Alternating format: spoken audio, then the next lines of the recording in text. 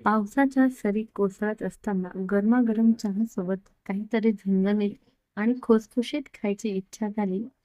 मग नेहमी नेहमी तेच तेच पकोडे खाण्यापेक्षा मस्त मिरची पकोडा बनवूया.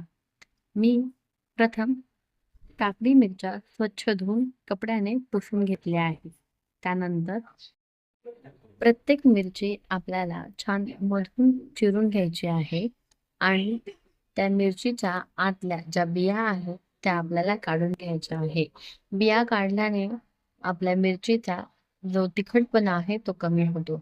काकडी मिरच्या ही बऱ्यापैकी तिखट असतात. त्यामुळे जर तुमच्या घरात लहान मुलं असतील किंवा कमी तिखट खात असाल तर तुम्ही त्या बिया काढून घेऊ शकता. तुम्ही बघू शकता व्हिडिओत दाखवल्याप्रमाणे आपल्याला आतला भाग थोडा काढून घ्यायचा आहे आणि मिरचीला म्हणजे प्रत्येक मिरचीला आपल्याला थोडं मीठ लावून घ्यायचं आहे, जेणेकरून आपली मिरची छान चवदार लागते. कधी-कधी वाटतं आनंदासाठी फार मोठ्या गोष्टींची गरज नसते. बाहेर पडणारा पाऊस, हातात गरम-गरम चहा, समोर मिरची पकोडे आणि आपली माणसं एवढंच पुरेसं असतं मन शांत व्हायला. तुम्हालाही असं वाटतं का? कमेंट करून नक्की सांगा. आता एका कढईत आपण छान 1.5 चमचा इतकं तेल घातलेलं आहे आणि आता ह्या ज्या मिरच्या आहेत त्या आपण छान परतवून घेऊया. मिरच्या आपल्याला थोड्या वाफवून घ्यायच्या आहे, जेणेकरून मिरची सॉफ्ट होते आणि खायला अजिबात टचटच लागत नाही. मिरची खूप जास्त तळली नाही केली तरी ही मिरची अगदी सॉफ्ट होते. त्यामुळे आपल्याला ही मिरची छान वाफवून घ्यायची आहे.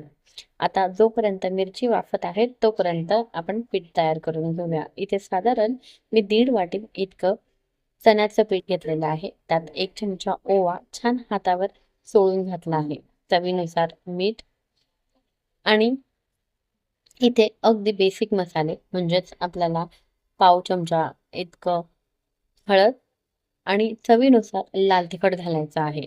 तुम्हाला जर तिखट कमी हवं असेल तर तुम्ही अगदीच नावाला असं तिखट घालू शकता किंवा तिखट नाही घातलं तरीही चालेल.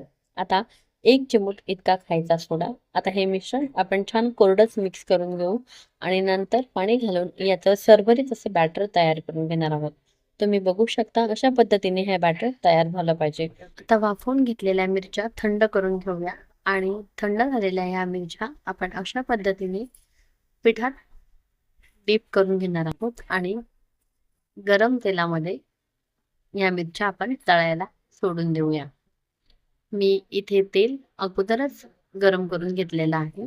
आता या तेलात आपण एक एक करून मिरच्या सोडून देऊया. स्वयंपाक ही एक अशी गोष्ट आहे की रोज काहीतरी नवीन शिकायला मिळतं. आज छान जमलेली रेसिपी उद्या कदाचित बिघडेल, पण त्यातूनच अनुभव मिळतो. आणि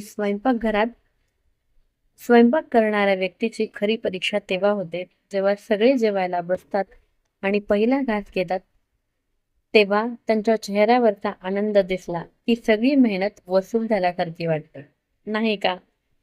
आता या मिरच्या आपण लो टू मीडियम हीटवर अशा पद्धतीने छान तळून घेणार आहोत आणि या मिरच्या एक एक करून आपण सगळ्या तळून घेऊया. मिरचीचा रंग खूप जास्त न बदलता आपल्याला अशा पद्धतीने ह्या मिरच्या सोनेरी रंगाच्या होईपर्यंत छान खरपूस अशा भाजून घ्यायच्या आहेत. लक्षात ठेवा गॅसची फ्लेम आपल्याला हाय न ठेवता लो टू मीडियम हीटवर ह्या मिरच्या छानपैकी तळून घ्यायच्या आहेत.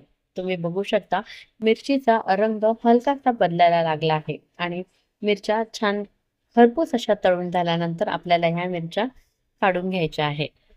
तयार झाले आहे आपले झणझणीत, चमचमीत आणि त्याचबरोबर कुरकुरीत असे मिरची पकोडे.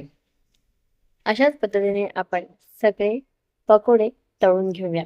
तुम्ही बघू शकता मिरची पकोड्याला रंग अगदी सुरेख आला आहे आणि खायला तर अगदीच चवदार या मिरच्या झालेल्या आहेत. गरमागरम चहाचा एक घोट आणि सोबत मिरची पकोडे.